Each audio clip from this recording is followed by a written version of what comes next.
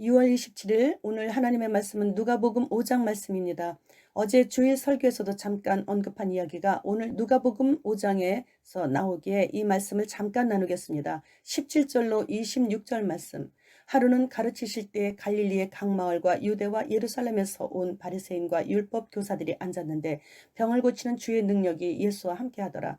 한 중풍병자를 사람들이 침상에 메고 와서 예수 앞에 들여놓고자 하였으나 무리 때문에 메고 들어갈 길을 얻지 못한지라. 지붕에 올라가 기와를 벗기고 병자를 침상째 무리 가운데로 예수 앞에 달아내리니 예수께서 그들의 믿음을 보시고 이르시되 이 사람아 네 죄 사함을 받았느니라 하시니 서기관과 바리새인들이 생각하여 이르되 이 신성 모독하는 자가 누구냐 오직 하나님 외에 누가 능히 죄를 사하겠느냐. 예수께서 그 생각을 아시고 대답하여 이르시되 너희 마음에 무슨 생각을 하느냐. 네 죄 사함을 받았느니라 하는 말과 일어나 걸어가라 하는 말이 어느 것이 쉽겠느냐. 그러나 인자가 땅에서 죄를 사하는 권세가 있는 줄을 너희로 알게 하리라 하시고 중풍병자에게 말씀하시되 내가 네게 이르노니 일어나 네 침상을 가지고 집으로 가라 하시매 그 사람이 그들 앞에서 곧 일어나 그 누웠던 것을 가지고 하나님께 영광을 돌리며 자기 집으로 돌아가니 모든 사람이 놀라 하나님께 영광을 돌리며 심히 두려워하여 이르되 오늘 우리가 놀라운 일을 보았다 하니라. 지금 중풍병자가 선한 친구들의 도움으로 지붕에 올라가 기와를 벗기며 천국을 침노하고 있을 때 바리새인들과 율법 교사들은 그 자리에서 중풍병자가 예수님의 한마디로 일어나 걸어나가는 모습을 자신들의 두 눈으로 똑똑히 보고 있으면서도 천국을 이 중풍병자의 친구들처럼 침노는커녕 오히려 속으로 신성모독하고 있다고 판단하고 있는 것입니다. 사람이 개국 이래 보지 못했고 듣지 못했던 이러한 기적들을 전해만 들어도 믿어지고 따르고 싶어지는 것인데 이들은 오히려 고발할 마음을 갖고 있는 것입니다.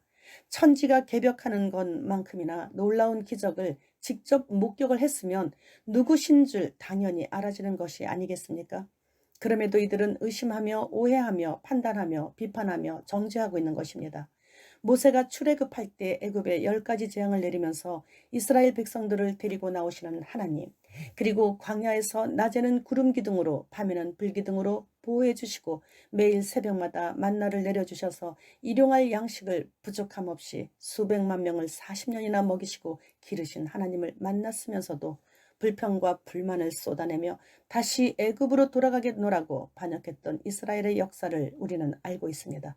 또한 이 당시에 예수님께서 눈먼 자의 눈을 뜨게 해주셨고 나면서부터 앉은뱅이인 자를 걷고 뛰게 해주시고 죽은 자를 살려내시고 풍랑이는 바다의 파도를 꾸짖어 잠잠케 하시고 나병 환자를 회복시켜 주시고 오병이어 사병이어 수많은 기적들을 보여주셨지만 결코 예수님이 하나님이심을 전혀 믿지 않았던 것을 볼 때 믿음은 결코 기적으로 생기는 것이 아니라 오직 하나님의 은혜를 받아야만 믿게 된다는 것을 알게 되는 것입니다. 우리는 지금 마지막 전 3년 반의 기간을 지나고 있다고 볼 정도로 환난을 당하고 있습니다. 지난 2년간 독주사로 인해 교회만 얼마나 핍박을 했습니까? 독주사를 맞지 않은 자는 짐승의 표를 받지 않은 자와 동일한, 그러나 그렇게 강제적이지는 않았지만 그래도 반강제적으로 어떤 사람들은 직장 생활도 할 수 없었고 외국에도 나가지 못했고 중간중간 검사한다는 이유로 원치 않음에도 불구하고 거의 반강제적으로 어쩔 수 없이 코피가 나도록 코수심을 당해야 했고 성인 96%가 결국엔 독주사를 맞은 상태에 소수의 비접종자들은 가족이나 친구들에게도 왕따를 당하면서 매매의 기능을 제한받으면서 전 환란기를 지내고 있는 중 같아 보이는 그런 때를 지나고 있습니다.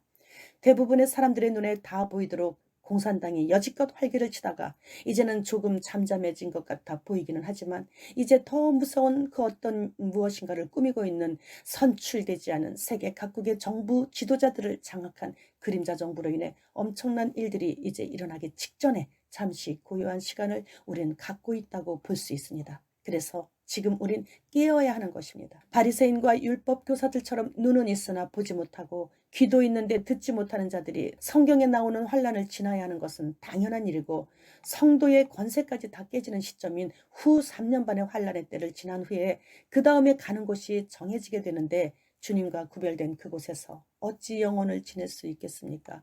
영원을 말입니다. 우리는 성경을 읽을 때 그 본문이 어디든지 최종적으로 무엇을 말씀하시고 계시는지를 깨달아야 합니다. 결론은 천국과 지옥 이야기입니다. 그리고 주님 공중강림과 지상재림 이야기로 가득 차 있습니다. 최후의 심판까지 말입니다. 우리가 지금은 휴거냐, 아니면 남은 자 중에서 순교냐, 아니면 배교냐, 이러한 중대한 기로에 놓였기 때문에 졸다가도 지금은 깨어나서 기름을 준비하여 공중으로 오시는 주님을 영접하든지, 아니면 아직은 때가 아니라고 급하지 않다고 나중에 기름을 사러 가도 된다고 생각하며 당장 졸음을 이기지 못하여 게으름을 핀다면 도적같이 오시는 주님과 영원을 함께한다는 생각은 버려야 하는 것입니다. 저는 창세기부터 요한계시록까지 매일 한 장씩 현재 5장을 나누고 있는데, 그 어느 장도 천국과 지옥 그리고 주님 재림과 관계없이 지나간 적이 없다는데 저 스스로도 깜짝깜짝 놀라고 있습니다.